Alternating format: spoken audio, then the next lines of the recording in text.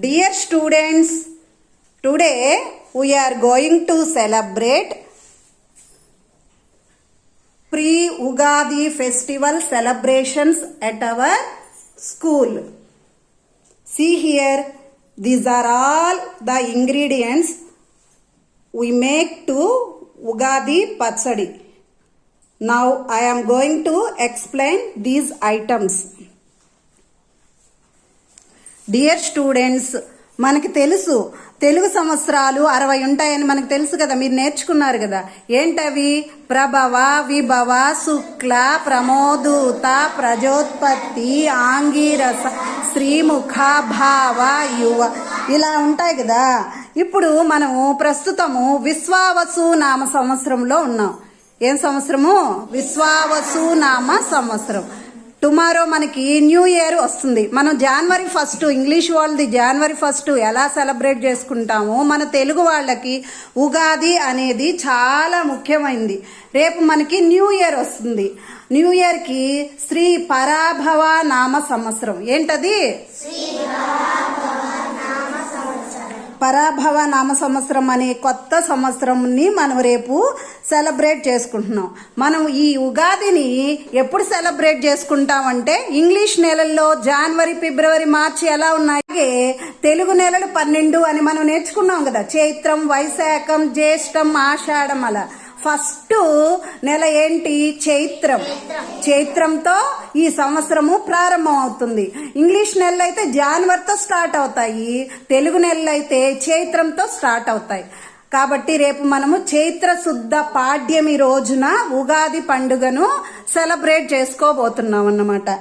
ఇలా మొదట ఈ చైత్ర శుద్ధ పాడ్యమి రోజున ఇలా సెలబ్రేట్ చేసుకుంటాం. అసలు ఈ ఉగాది పండుగను ఎందుకు జరుపుకుంటారో, దాని నేపథ్యం ఏమిటో తెలుసుకోవాలి కదా మనం.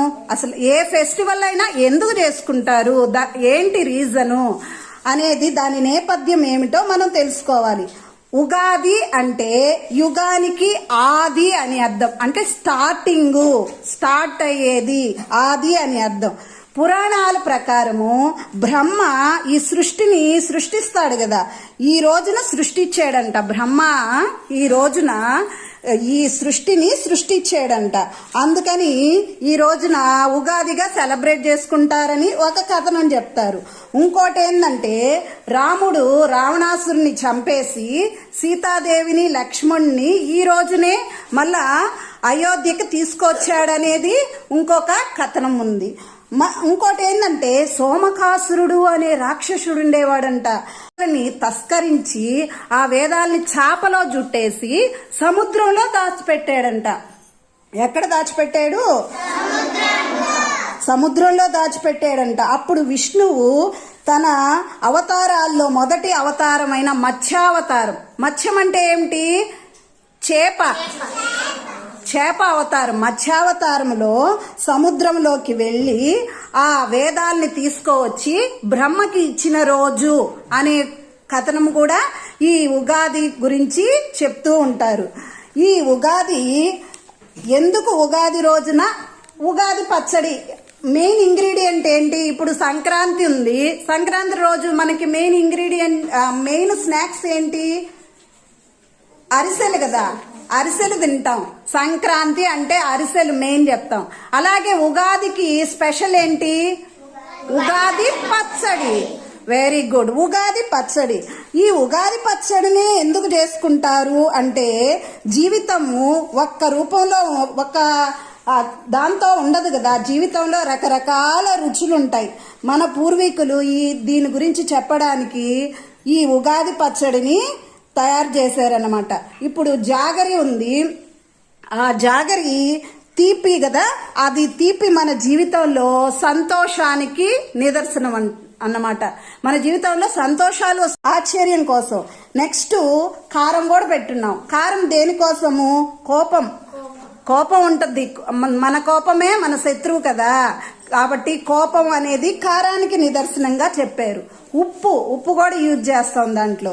ఉప్పు అనేది మన జీవన సమతుల్యతని తెలియజేయడానికి ఉప్పుని యూజ్ చేస్తాం. ఇంకా వగరు అనేది మన అనుభవాల కోసము వగరుని మనం వాడతాం. ఇవన్నీ ఈ షడ్రుచులు ఎన్ని చెప్పుకున్నాం, ఇప్పుడు 6 చెప్పుకున్నాం. 6 షడ్రుచులతో మనము ఉగాది పచ్చడిని ప్రిపేర్ చేసుకుంటాం. అంటే జీవితం ఎలా ఉన్నా అన్నింటినీ స్వీకరించాలి. మనం కష్టాన్ని తీసుకోవాలి, సంతోషాన్ని తీసుకోవాలి, అన్నిటినీ తీసుకోవాలి అనే పాఠాన్ని ఈ ఉగాది మనకి తెలియజేస్తుంది. ఇప్పుడు మనము ఉగాది పచ్చడి ప్రిపేర్ చేద్దాం. ఓకేనా?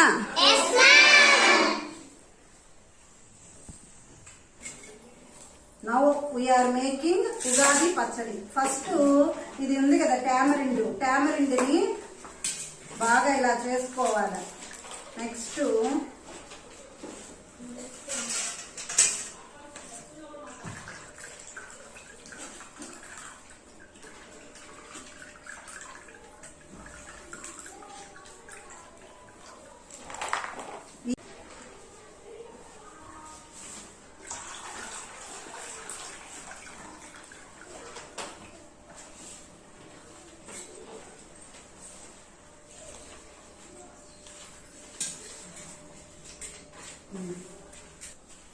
డియర్ స్టూడెంట్స్, నౌ ఉగాది పచ్చడి is ready to taste.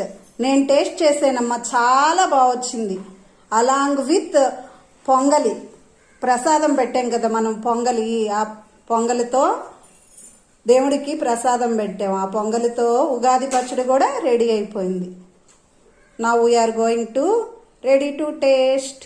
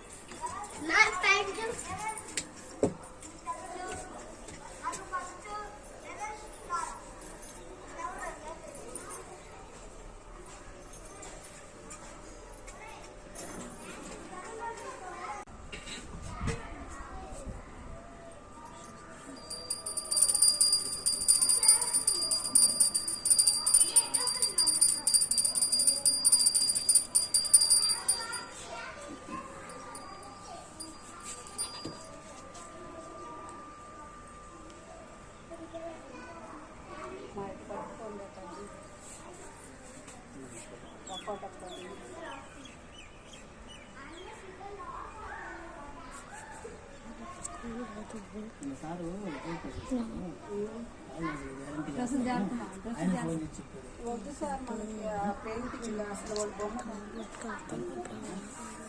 Video తీసుకున్నాం.